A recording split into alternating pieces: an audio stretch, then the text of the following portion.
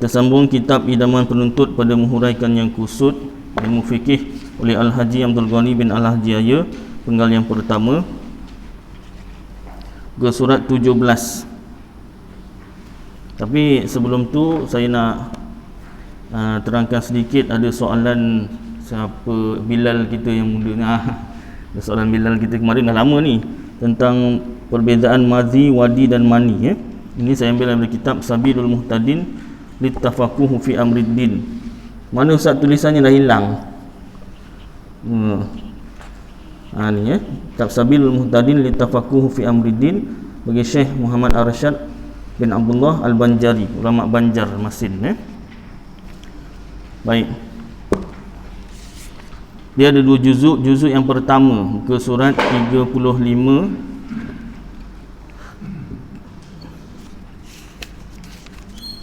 ke surat 35, iaitu tentang madhi dan juga wadi. Apa ciri-ciri dia?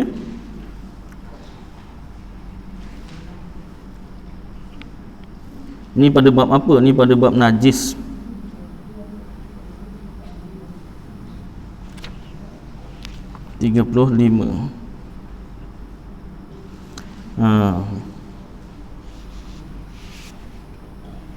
Satu, dua, tiga, 4, 5, 6, 7. Siapa yang ada kitab ni? Kitab Sabilul Muhtadin muka juzuk 1 muka surat 35, 7 baris dari pihak bawah. Dan demikian lagi najis madhi dengan ijma' kesepakatan ulama, iaitu air lendir. Madhi tu apa ustaz? Iaitu air lendir yang keluar tiada lazat ketika bangkit syahwat. Satu, dia apa nama ni, tak ada rasa lazat, tak ada rasa nikmat, tak rasalah. Bila keluarnya? Ketika bangkit syahwat. Bila bangkit syahwat, dia tengoklah masing-masing. Ada orang tak payah tengok, kalau yang lelaki lah, tak payah tengok perempuan, tengok kasut aja dah bangkit syahwat. Ya ustaz, dia tak tahu, kita mana tahu. Mana nak tanya siapa sini tengok kasut, mana ada. Takkan nak ni kan, masing-masing lah, ni kita tak tahulah. Jadi apatah lagi tengok aurat. Tu sebab aurat wajib tu tutup. Tu sebab yang bab aurat yang lepas kan, sebelum bab wuduk kita dah masuk bab aurat. Dah masuk belum? Belum. Nanti akan masuk bab aurat. Dia masuk pada syarat sah sembahyang tu. Tu tempat lain yang dah masuk tu. Nanti masuk bab aurat. Aurat lelaki, aurat perempuan, batas mana? Alah, sudah tahu Ustaz. Tak apa, nanti kita ulang kaji. Dia ulang kaji di semak. Ya tak? Betul, alhamdulillah. Salah ya betulkan. Baik. Dan adalah ia pada musim dingin. Kalau pada musim dingin, musim sejuk, putih warnanya, lagi kasar. Kasar ni bukan kasar apa, pekat. Dia pekat juga. Dan pada musim panas kuning warnanya. Kalau musim sejuk dia putih, musim panas dia kuning. Lagi halus ni cair, dan terkadang tiada kerasan keluarnya, tak perasan. Kau tahu tengok, basah lah kau dalam aku, masuk kat bilik air lah kan. Dan adalah madhi itu terlebih ghalib, biasa pada segala perempuan daripada lelaki. Perempuan lelaki mana keluar banyak madhi perempuan. Ya ustaz, kita buat perbandingan, tak payah. Kitab kata tu adalah tu, tak payah nak buat eksperimen apa bagai. Istimewa pula tatkala bangkit syahwat mereka itu. Baik, demikian lagi najis wadi. Termasuk dalam arti kata najis wadi dengan ijma' kesepakatan ulama. Kalau ditanyakan apa nama ni, apa dalil najis madhi dan juga wadi, ijma' ulama. Kalau golongan yang tak percayakan ijma' ulama, yang digelar golongan Wahabi, kadang orang golongan Wahabi ni dia tak suka digelar Wahabi. Habis nak digelar apa? Entahlah. Golongan Wahabi ni apa? Golongan yang hanya memegang Quran dan hadis semata-mata. Tak nak berpegang kepada 4 mazhab. Bukan sahaja 4 mazhab. Mazhab sebenarnya bukan 4 aja, ada banyak. Tapi kenapa 4 aja yang masyhur? Sebab 4 ni yang ada dokumentasi, ditulis. Mazhab Syafi'i sendiri yang tulis bukan Imam Syafi'i, anak murid dia. Jadi ada dokumentasi 4 mazhab yang ada penulisan lah. Ni mazhab Syafi'i, ni mazhab Maliki, ni mazhab Hanafi, ni mazhab Hambali. Lain daripada 4 mazhab ni ada mazhab Sufyan Tsauri, tapi tak ada dokumentasi, tak ada penulisan, mulut ke mulut. Barangkali orang yang mengamalkan masih ada, barangkali dah tak ada, tak tahu. Saya sendiri tak tahu mazhab Sufyan Ats-Tsauri. Baik, jadi golongan Wahabi ni yang kita gelar, Ahlussunnah Wal Jamaah gelar golongan ni golongan Wahabi. Dia tak percayakan ijma' ulama'. Dia kata apa? Imam Syafi'i, Imam Ahmad bin Hanbal. Imam Syafi'i, siapa nama penuhnya? Muhammad bin Idris. Imam Muhammad bin Idris, Imam Syafi'i. Kemudian Imam Ahmad bin Hanbal, Imam Abu Hanifah dan Imam Malik. Keempat-empat imam ini mereka bukan nabi. Mereka manusia biasa. Maknanya tak maksum, tak terpelihara daripada dosa. Jadi barangkali ada tersilap mazhab mereka. Wah. Sedapnya mulut. Cili mulut baru tahu. Budak kalau celupa mulutnya mana? Cili patahkan cili padi tu, tonyoh mulut. Apa kau cakap tadi? Kalau budak cakap celupa lah, BABI ke apa lagi? BODOH ke kan? Kan budak zaman sekarang biasa benda tu kan? Benda biasa. SIAL biasa. Ada satu ceramah dekat Jabatan Agama Islam tu, dia ni handle budak-budak terkejal lah, budak-budak nakal lah. Dia bagi motivasi. Jadi dia kata budak yang terkejal ni, dia sebut terkejal pun dah tahu budak macam mana. Cakap dia tu pun, setiap ayat dia tu mesti ada SIAL. Kenapa tak sebut penuh Ustaz? Saya masuk YouTube, takut nanti kena block. Tak boleh. Saya pernah sebut BODOH penuh, kena block. Tak boleh. Dia kena eja lah. Jadi setiap dia punya tu mesti ada SIAL. Semua sekolah kan pandang eja. Contoh dia kata, bagi contoh. Dia tanya, pukul berapa ni SIAL? Tapi kalau tak disebut tak sedap nanti saya potong-potong lah saya sebut, nanti saya potong lah SIAL tu. Pukul berapa sekarang sial? Kawan dia tengok jam. Pukul 8.30 sial. Kau dah makan belum sial? Belum sial? Nak nyebut pun tak sedap. Tapi macam tu lah. Budak terkejal. Dah biasa sangat macam tu kan. Jadi apa nama ni, patah balik semua ni tadi, mana ujung pangkalnya, lupa dah sekejap lupa dah. Jadi apa nama ni, kesepakatan ulama, budak nakal ni kalau maknya tahu, mak yang jaga cakap semua ni, cilikan mulut tu. Jadi orang-orang golongan macam ni dia tak berpegang pada ijma' ulama, sebab alasannya dia kata ulama bukan nabi, tak maksum. Jadi ada kesilapan, mungkin ada kesilapan. Mana? Tak tahu. Tak cakap pula yang mana. Jadi kalau apa nama ni, tak ada dalil Quran dan hadis, tak pegang. Mesti ada dalil Quran dan hadis. Mesti ada Quran dan sunnah. Sunnah tu hadis lah. Kalau tak ada dalam sunnah, kami tak nak ikut. Hati-hati kita Ahlussunnah Wal Jamaah, Asy'ariyah Maturidah pegang 4 sumber ilmu, 4 sumber hukum. Pertama Al-Quran, yang kedua hadis, yang ketiga ijma' ulama, yang keempat qiyas. Qiyas pun dia tak pegang. Contoh yang saya pernah sebut kan, ayat Al-Quran mengharamkan makan babi, tapi dalam Al-Quran tu tak sebut haram pegang babi. Maka dia buat dalil daripada ayat tersebut, yang haram tu makan babi, pegang tak haram. Nampak? Senang tak dia buat kesimpulan? Itu gara-gara slogan ikut Quran, kembali kepada Quran dan hadis. Kembali kepada Quran hadis tu betul, tapi dengan syarat Al-Quran menurut tafsiran para ulama, hadis menurut syarah para ulama. Tapi kalau pegang Quran dan hadis, tafsir sendiri, syarahkan sendiri, boleh jadi sesat. Boleh jadi. Tak semestinya sesat. Kalau dia memang cukup syarat untuk menafsirkan Quran, syarat untuk mensyarahkan hadis, silakan, tafadhal. Kalau tak cukup syarat, bahaya.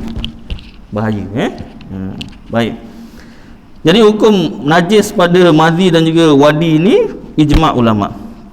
Apa dia wadi ni? Iaitu air yang putih, lagi keruh, lagi kasar. Kasar ni tadi dia kata maknanya pekat. Kenapa lain Ustaz kasar dengan pekat? Ini orang Banjar lah, bahasa Melayu Banjar, dia ada lain sikit lah. Kasar, dia kata kasar. Air mana kasar apanya, lembut kan, tapi kasar maksud dia tu pekat. Pada ghalib, ini bahasa Arab, bukan bahasa Banjar. Pada ghalib, pada biasanya, yang keluar ia mengiringi kemih. Kemih ni kencing ataupun kumuh. Pada saya macam kumuh. Kumuh ada dalam bahasa Melayu kan. Mengiringi kumuh ataupun kencing, atau tatkala menanggung sesuatu yang berat, buat kerja-kerja berat. Itu yang keluar wadi. Baik. Kemudian satu lagi mani 108. Ada muka surat lain sikit jauh.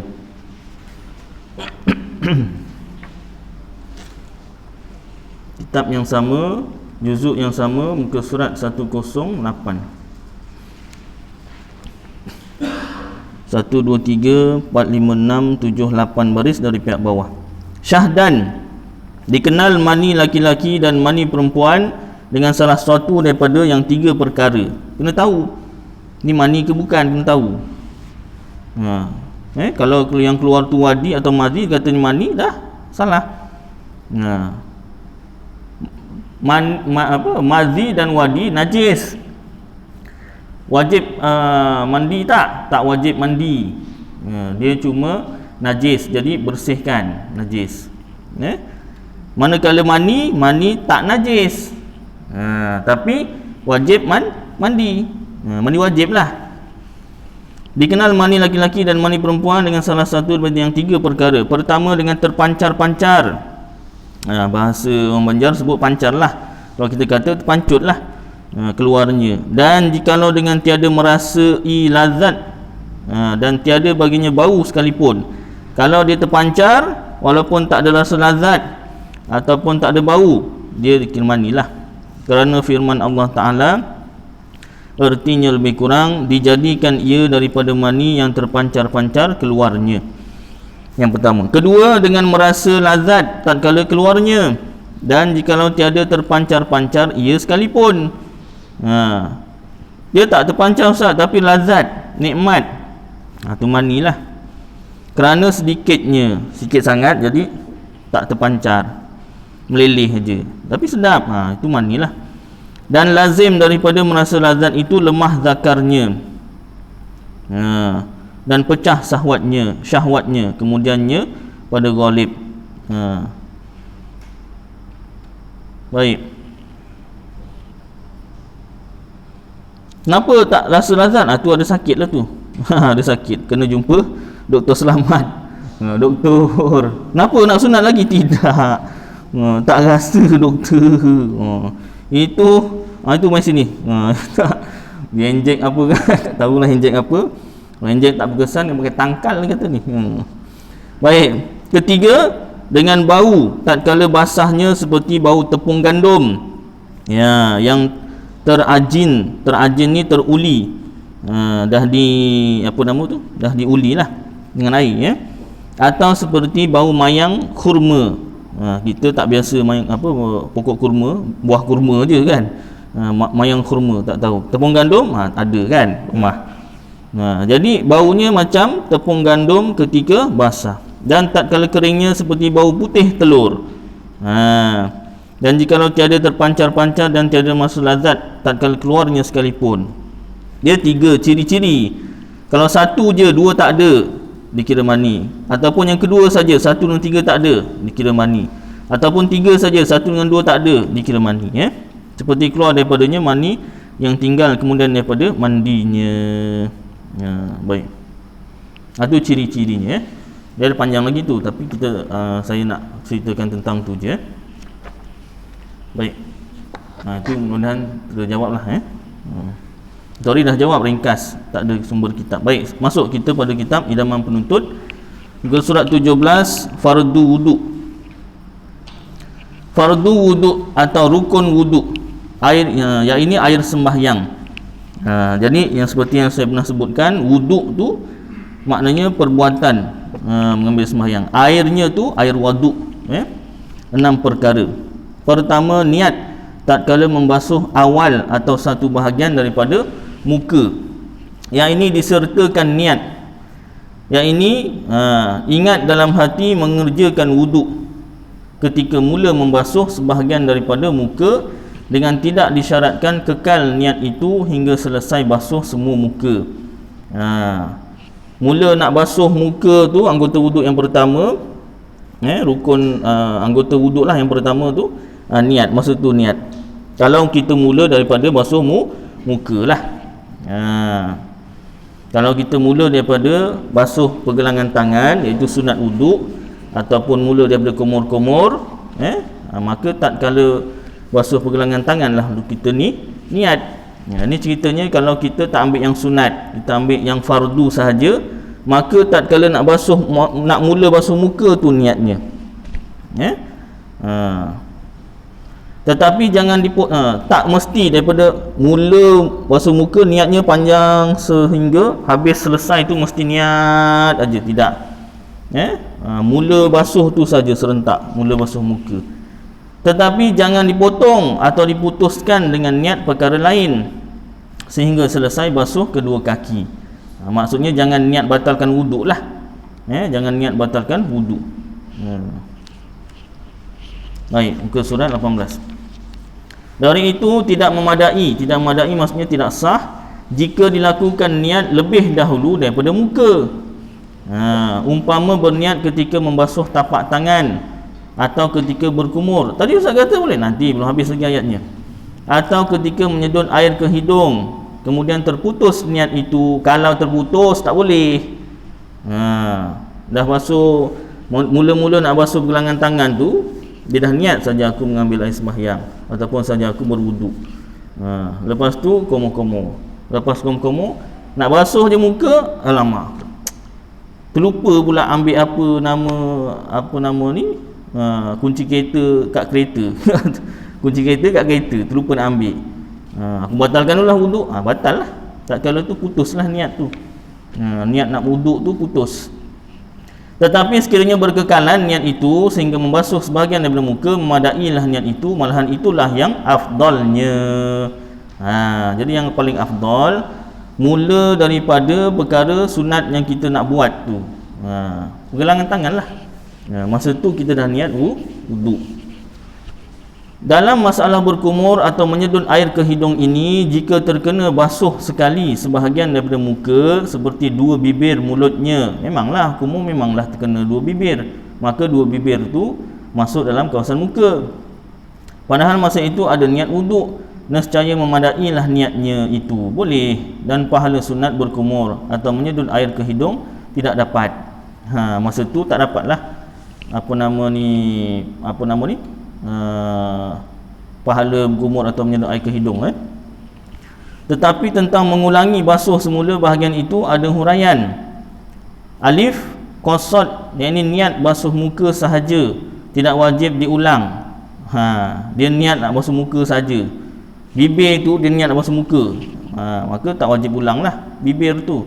Maknanya nanti masa basuh muka bibir tak kena pun tak apa. Ba, qasad sunat kumur sahaja atau qasad sunat kumur serta basuh muka atau mutlak, yang ini tidak qasad sunat atau qasad basuh muka, saja-saja basuh, tak ada pun terniat dalam hati, terfikir dalam hati nak niat basuh muka sahaja ke, nak kumur sahaja ke. Hukumnya wajib diulang basuh bahagian itu. Memanglah, sebab itulah masa kita basuh muka tu kita ulang basuh balik. Tak faham Ustaz? Tak faham, ginilah. Masa kau basuh tangan nanti, niat nak ambil wuduk, dah niat belum? Dah basuh tangan, dah niat, kemudian komo-komo masuk air kat hidung, basuh muka, dah sampai basuh kaki, dah itu aja. Apa yang tadi tu nanti awak pening. Kalau nak juga tahu, baca banyak kali. Pening juga dah, tak payah. Baik, Lafaz niat wudu dalam bahasa Arab nawaitul wudu'a, paling pendek, nawaitul wudu'a, artinya sahaja aku mengambil air sembahyang. Itu lafaz niat, lafaz dengan mulut, cakap dengan mulut, sunat. Atau nawaitu fardul wudu'i, artinya sahaja aku mengerjakan fardu air sembahyang. Atau nawaitu taharata anil hadathi, artinya sahaja aku bersuci daripada hadas. Atau nawaitu raf'al hadathil asghari, ini yang selalu kita baca ustaz. Iyalah. Artinya sahaja aku mengangkat hadas kecil. Ni saya ambil inilah, iyalah pada biasa bahasa agama. Nawaitul wudu'a tu kan, walaupun pendek tak terbaca tu kan. Jadi itu lafaz tu sunat, tapi niat wajib. Yang niat tu yang bahasa Melayu lah. Kalau nak bahasa Arab pun boleh, tapi mesti faham lah. Dalam hati sebut nawaitul wudu'a, mesti faham nawaitu tu apa, al wudu'a tu apa. Yang senang bahasa kita sendiri. Kalau Jawa ya Jawa. Jawa macam mana? Saja aku berwuduk. Podo podo airlah kali. Embuh. Nak belajar wuduk Jawa, ya podo airlah, saja aku wuduk wis. Dalam hati Jadi yang niat dalam hati tu, yang masa nak basuh tangan, mula basuh tangan tu, kalau mula basuh muka, masa tu niat saja aku mengambil wuduk. Kenapa ada orang basuh muka dulu Ustaz, dia tak basuh daripada tangan nak ambil wuduk? Kenapa mesti ambil yang wajib saja, tak ambil yang sunat? Ada ketika tujuan kita belajar mana wajib mana sunat ni, salah satunya kalau kita dalam keadaan kesempitan waktu. Contoh waktu solat nak habis, subuh habis pukul 7 pagi, kita terbangun, tak tahulah malam buat apa. Yang budak sekolah buat kerja sekolah tak habis-habis, maklumlah PKP, jadi banyak tertangguh kan. Kerja sekolah ada banyak, yang kerja pun tertangguh, jadi overtime banyak, apa macam-macam lah kan. Ustaz, ni hari Sabtu dengan Ahad tak kerja, overtime apa tu? Overtime tak tahulah, kalau dah kahwin overtime lain lah kan. Itu tak payah cerita lah. Jadi bangun-bangun dah lambat. Kalau overtime suami isteri tu, itu kena mandi wajib dulu. Dah mandi wajib baru sembahyang. Jadi daripada start mandi wajib tu ambil yang rukun sahaja. Rukun mandi wajib dah masuk belum? Nanti kita belajar. Kemudian pada wuduk, kita khas pada wuduk, ambil yang wajib. Muka, niat muka, sapu muka, sapu tangan, sapu kepala, sapu kaki. Yang keenam, nak sapu apa lagi Ustaz? Tertib. Tertib. Ingat nak sapu apa lagi? dah ada kaki, dah sapu, nak sapu apa lagi kan?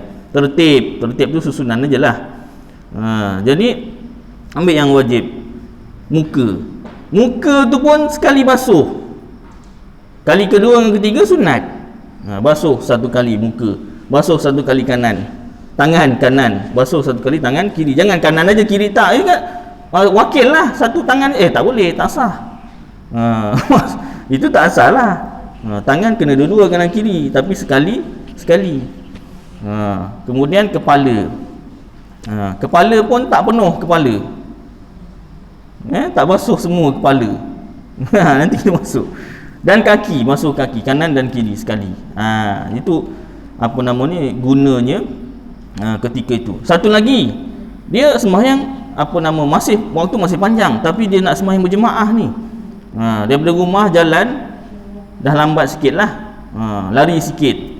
Bila dah lari-lari, terkentut contohnya kan, dah ambil rumah dah ambil sembahyang dah, terkentut sampai surau, imam dah takbiratul ihram.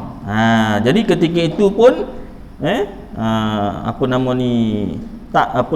dibolehkan, diharuskan ambil air sembahyang satu. Muka sekali, tangan sekali, kepala sekali, kaki sekali. Kenapa? Nak kejar jadi makmum muafiq. Satu lagi lambat, imam dah tahiyat akhir. Itu lagi harus. Lagi harus nak ngejar supaya dapat berjemaah. Itu dibenarkan.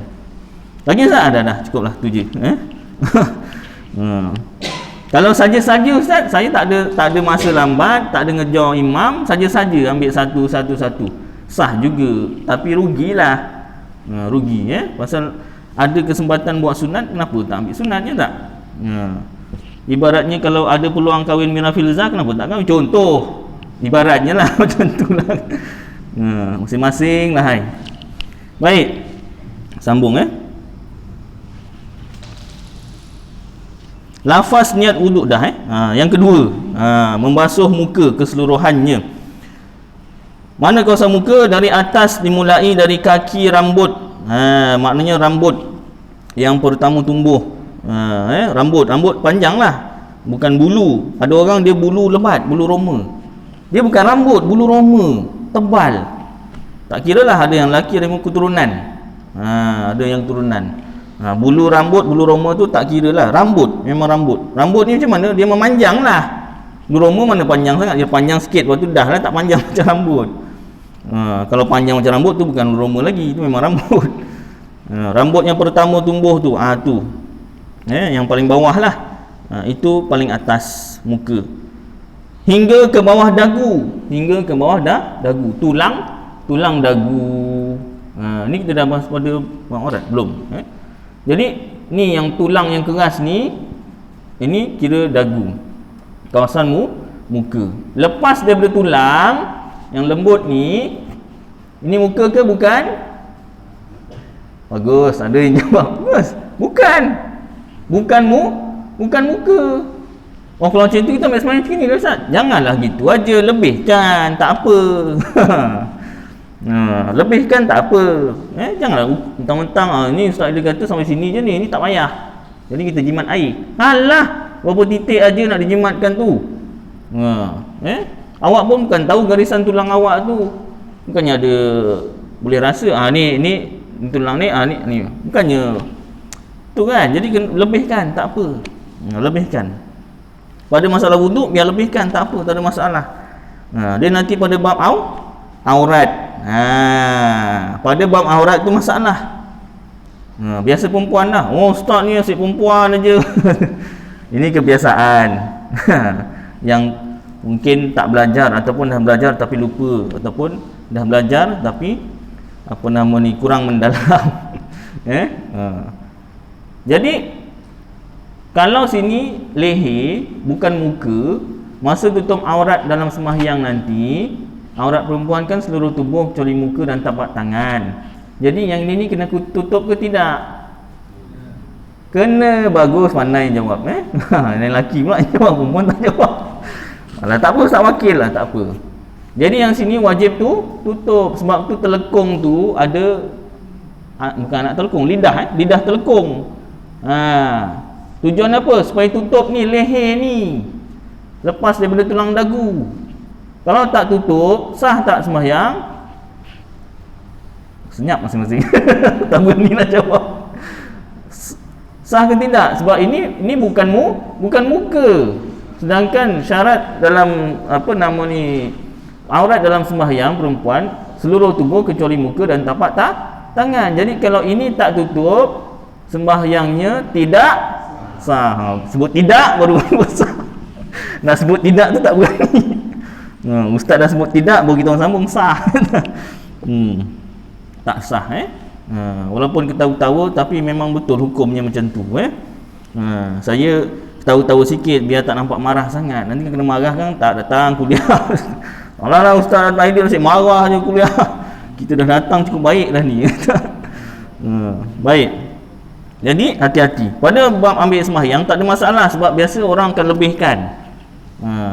Tapi pada tutup aurat tu dalam sembahyang. Kalau tak tutup yang ini tak sah sembahyang. Ustaz, saya dah 60 tahun dah sembahyang sini terbuka Ustaz. Macam mana Ustaz? Nak qada tu banyak tu Ustaz. Nanti ada dalam kitab Sabil Muhtadin, nanti masuk pada babnya. Pada bab membatalkan sembahyang, ada satu perkara bab berkata-kata dalam sembahyang. Kalau disebut dalam kitab tu, kalau kitab ni lah, kalau orang yang tak tahu hukum yang dalam-dalam dalam bab agama, dimaafkan, dimaafkan. Maknanya sembahyang-sembahyang yang lepas tu, yang tarik itu nampak leher panas, kata ustaz bolehlah lelaki tak pakai telekung, kita panas. Pengalaman masa saya mengajar selagama dulu, tiga buah selagama kan, asar petang kan sembahyang asar, dahlah asar petang, kipas tu satu kongsi 40 orang. Ya tak, surau selagama, bukan dekon macam surau ni. Jadi sembahyang tarik semua, panas budak, tutup, jangan tarik, tutup, panas lah ustaz bolehlah tak pakai telekung. Jawab tak ni, tutup, itu aurat, alah panas kejap aja, awak rugi tonggang-tonggek sembahyang, orang lain ada yang tak sembahyang tapi awak tak dapat pahala, malah dosa meninggalkan sembahyang, tak sah sembahyang. Kalau daripada budak awak macam ni, jadi mak budak, jadi nenek budak, sama dia macam tu. Ya tak? Jadi daripada sekarang betulkan, barulah ikut je tak. Tutup. Baik. Sambung sini ya. Hingga ke bawah dagu, dan lebar pula dari anak telinga kiri hingga ke anak telinga kanan. Dalam kitab-kitab yang lebih perinci dibahaskan anak telinga tu bukan muka tapi antaranya. Tapi kita masa basuh tu lebihkan. Yang mentang-mentang kata anak telinga tu bukan, tengok cermin. Dah. Jangan lebihkan, tak apa. Lebihkan. Jika ada bulu di atas muka, sama ada jarang atau lebat. Kalau apa nama ni, bulu roma ke, kalau janggut, nanti dibahaskan. Wajib diratakan air atasnya dan pada kulit di dalamnya. Jadi bulu ni termasuk apa-apa bululah yang ada. Saya nak sentuh sikit sebelum masuk janggut tu. Itu daripada atas ke bawah kita dah tahu, kanan kiri dah tahu. Daripada atas ke tepi, atas ke tepi macam mana? Lukislah muka macam nak lukis tengkorak ustaz. Tirus sangat bawahnya tu ustaz. Baik, kawasan muka ni katalah tempat pertama tumbuh rambut. Jadi daripada sini, ni anak telinga, ni telinganya lah, anak telinga, ni dagu, kita dah tahu. Ni sampai sini, baik. Ni sampai sini. Ni daripada atas ke tepi ni macam mana? Ulama diletak satu benang sini, tarik satu benang lah, tekan sini, maknanya kawasan sini tegak, dia tegak.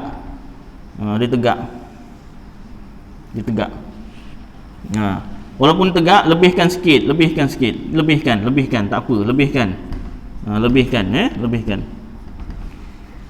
Kenapa lebihkan nanti dibahaskan. Baik, yang jadi masalah satu lagi pada apa nama ni, masalah sini ni. Sini ada sideburn. Lelaki biasa pendek, perempuan biasa panjang. Sebelah lelaki, sebelah perempuan. Tak apalah, buat contoh.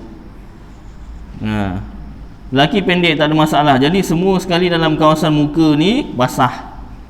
Perempuan bila panjang, dia selak ke belakang, maka tak kena, tak basah. Bila tak kena, tak basah, maka tak sah. Tak kena, tak basah, tak sah. Baik, jadi kawasan muka yang perempuan ada masalah.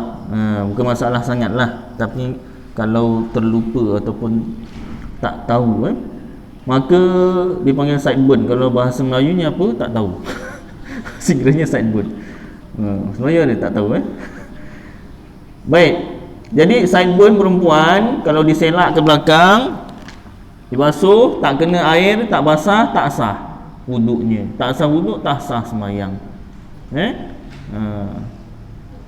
tahun tak tahu, 60 tahun mudah-mudahan dimaafkan pasal tak tahu.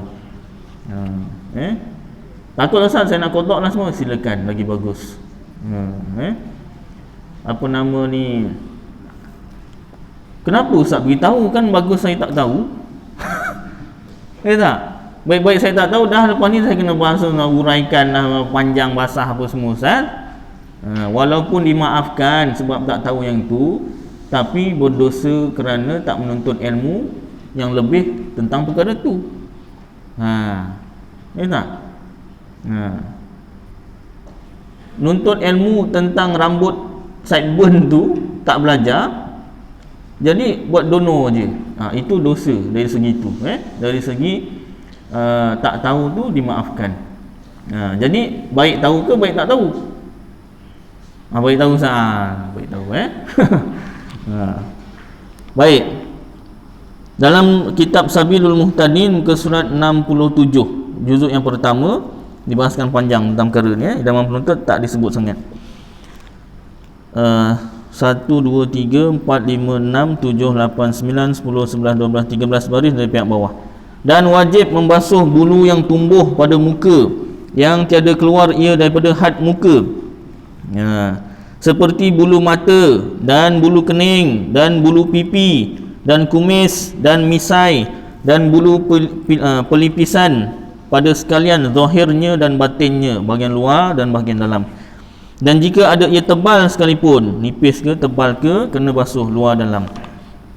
Kerana tebal yang demikian nadir jua, jarang, maka dihubungkan ia dengan ghalib, dengan biasa.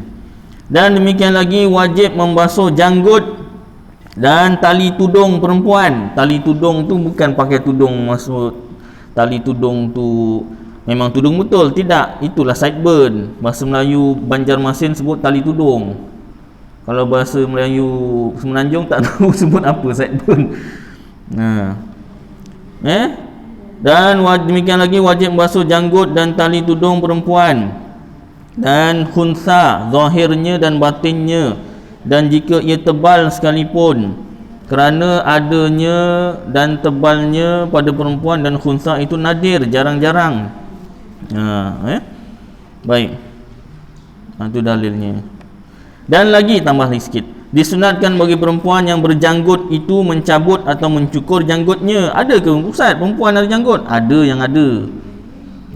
Ada yang ada. Siapa? Tak payah tanyalah siapa. Siapa-siapa ada sunat dicukur. Dia tak sama macam lelaki. Kalau lelaki janggut makruh dicukur, mazhab kita Syafi'i.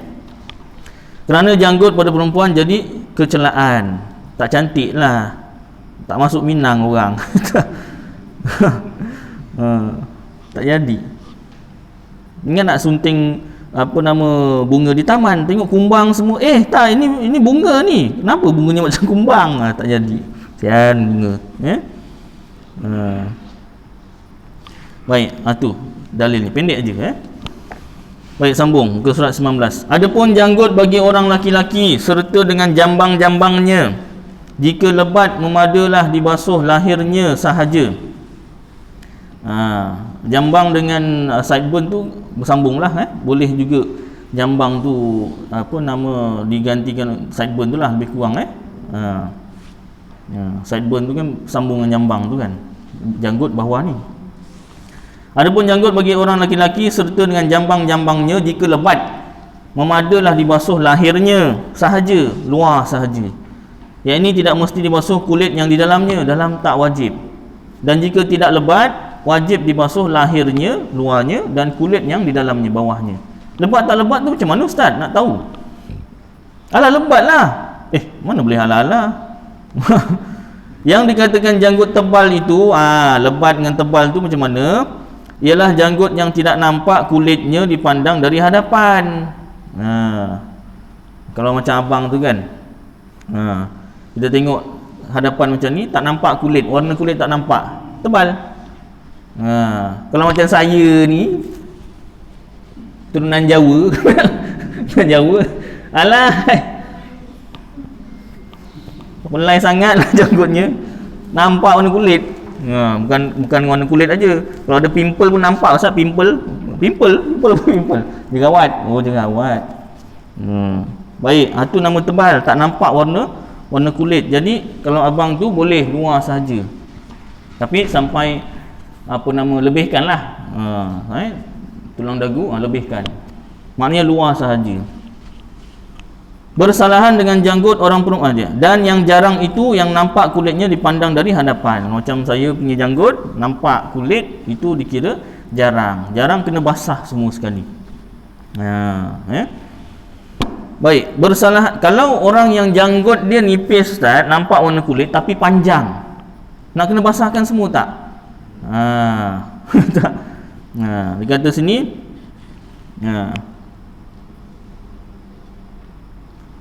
yang atas tu kan. Dan jika tidak lebat wajib dibasuh lahirnya dan kulit yang di dalamnya.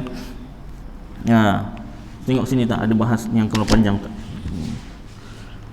Sambungan yang tadi Adapun janggut laki-laki dan tali tudungnya maka baginya tafsil. Jika ada ia jarang, iaitu yang kelihatan pada selangnya, kulit yang tempatnya tumbuh tatkala di dalam majlis berkata-kata, maka wajiblah membasuhi dia pada zahirnya dan batinnya. Dan jika ada ia tebal, maka wajib membasuh zahirnya juga, tiada batinnya. Dan jika ada setengah janggut dan tali tudung itu tebal dan setengahnya jarang, maka ditilik. Jika ada ia berbeza, maka tiap-tiap daripada keduanya masing-masing dengan hukumnya. Dia sebelah sini tebal Ustaz, sebelah sini nipis. Lahirnya macam tu macam mana? Jadi ikut hukum masing-masing lah. Kalau yang sebelah sini tebal, luar saja. Yang sini nipis, kena basuh luar dan dalam. Dan jika tiada ia berbeza, maka wajiblah membasuh sekaliannya kerana mengambil ihtiyat juga. Kalau tak ada berbeza, basuhlah semua. Adapun sekalian bulu muka yang keluar ia daripada had muka, maka iaitu seperti hukum janggut juga. Maka jika ada ia tebal, wajib membasuh zahirnya, tiada batinnya. Dan jika ada ia jarang, maka wajib membasuh zahirnya dan batinnya. Yang keluar daripada had muka, wajib basuh. Dia keluar dari had muka, dia tak sebut panjang. Keluar dari had muka tu panjang lah. Oh, macam tu saya lah. Had muka tu tadi, keluar dari had muka dia panjang lah tu. Lah. Jadi wajib basuh. Jadi kalau janggut saya ni jarang-jarang panjang pula tu, maka wajib basuh semua sekali. Kalau yang tebal tadi had muka je lah, lebih sikit sama juga macam perempuan tadi tu dia panjang, jadi had yang kena muka tu je wajib basuh.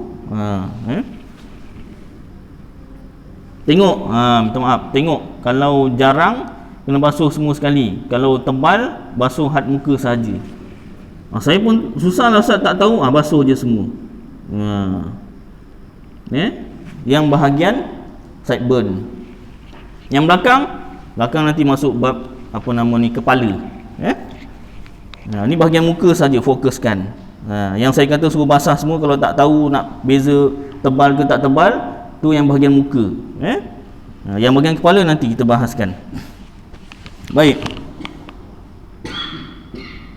Bersalahan dengan janggut orang perempuan atau khunsa, maka wajib dibasuh lahirnya dan kulit yang di dalamnya, sekalipun lebat. Kalau perempuan ada janggut, wajib basuh. Tebat ke tak lebat ke, wajib basuh. Kerana jarang berlaku orang perempuan berjanggut. Dari itu tidak sama hukumnya. Dan dengan sebab itu orang perempuan dan khunsa sunat membuangnya dengan dicukur atau sebagainya. Selain cukur, cabut kalau nak. Au lah sekali lah. So cukur tak nak. Sekalian daripada membasuh muka, bagaimana hadnya yang tersebut di atas itu, hendaklah dibasuh naik sedikit ke atas kepala, lebihkan. Dan basuh ke bawah sedikit daripada dagu, lebihkan. Yang bawah pun lebihkan. Hingga ke halkum dan sebahagian daripada dua telinga. Telinga tu basuh sekali, makna lebih sikit. Dan di bawah pertemuan dua tulang dagu, kerana tidak sempurna wajib, melainkan dengan diluaskan lebih sedikit. Jadi lebihan itu pun hukumnya wajib juga. Itu usul fiqh. Tak sempurna yang wajib, melainkan dilebihkan sedikit, maka lebihan tu jadi wajib. Kita mana tahu kita punya sempadan muka betul-betul tepat-tepat. Jadi bila dah tak tahu tu, lebihkanlah. Lebihkan tu untuk cover yang wajib, maka lebihan tu jadi wajib. Baik, yang ketiga, membasuh dua tangan serta dua siku. Apa yang ada pada tangan itu seperti bulu, sama ada jarang atau lebat, daging yang tumbuh, jari yang lebih. Ada orang jari lebih? Ada. Saya dulu masa sekolah rendah, cikgu bahasa Inggeris, ada 11 jari dia. Sebab tu dia ajar bahasa Inggeris. Kalau dia ajar matematik susah. Keluarkan tangan. 10 tolak 5. Tangan aku, jari aku dah 11, susah. Sebab tu dia ajar bahasa Inggeris. India, ingat lagi. Nama dah tak ingat dah. Baik. Jari yang lebih jika ada dan kuku semuanya wajib dibasuh luar dan dalam. Dalam kuku pun wajib basuh. Jika ada benda-benda yang cemar atau yang menegah, cemar ni kotor, bukan najis. Najis wajib. Yang cemar atau yang menegah sampai air pada kulit, kalau najis tadi wajib basuh. Tak habis ayatnya. Jika ada benda-benda yang cemar atau yang menegah sampai air pada kulit seperti getah, getah scrap ke getah apa orang noreh getah, ataupun apa-apa getah, atau cat, kerja tukang cat atau sebagainya, wajib dihilangkan lebih dahulu dan wajib membuang benda-benda yang ada di celah-celah kuku kecuali jika sedikit atau kecil, iaitu dimaafkan, apatah lagi pada orang yang tak dapat mengelak daripadanya. Seperti tukang cat. Orang tukang cat ni beruslah macam mana pun dia ada baki sikit, tapi dah berus. Ini tak hilang Ustaz, melainkan potong jari tu baru hilang. Dah. Jangan potong. Atau pekerja-pekerja di bengkel, saya ni Ustaz dah berus Ustaz, minyak tu masih ada. Potong jari lah Ustaz. Jangan. Dah sampai potong jari dah tak payah. Pasal dah berus, dah usaha membersihkan. Pekerja-pekerja di bengkel membaikkan kereta atau sebagainya, apa-apa pekerjaan yang melekat pada anggota wuduk, itu tersebut dalam kitab Bajuri juzuk 1 muka surat 53.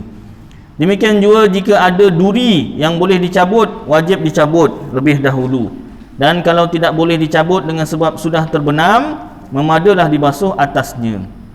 Faham ni tak perlu terangkanlah. Kuping kudis, kuping bisul dan kuping jerawat. Ni pimpel-pimpel ni. Umpan tidak wajib dikopik sekalipun senang mengopiknya. Jangan dikopik. Hukum wajib membuang benda-benda yang menegah sampai air ke kulit ini berlaku pada semua anggota wuduk yang lain seperti muka dan kaki, termasuk benda-benda yang menegah. Sekarang saya nak tanya, kalau minyak wangi, saya pakai minyak wangi pakaikan kat nadi, kat nadi. Isteri saya pakai kat rambut. Pelik. Dia kecil dia pakai macam tu. So nanti dia dengar, tak apa, nanti saya potong lah. Jadi pakai rambut. Kalau orang biasa pakai dekat nadi, kusuk tu kan, nadi kat tangan, kat leher, nadi. Kenapa? Katanya bila nadi tu berdenyut tu, nanti baunya keluar lah, nyut keluarnya. Semua tak nampak je lah. Agaknya lah, tak tahulah, kena tak diuji secara klinikal kan. Jadi masa nak ambil sembahyang ada minyak kan, macam mana Ustaz, nak kena hilangkan tak? Dalam kitab tak disebut tentang kitab idaman penuntut tak disebut perkara tu. Tapi dalam kitab-kitab yang lain, kalau perkara yang menghalang tu yang dikira yang kita nampak dengan mata kasar.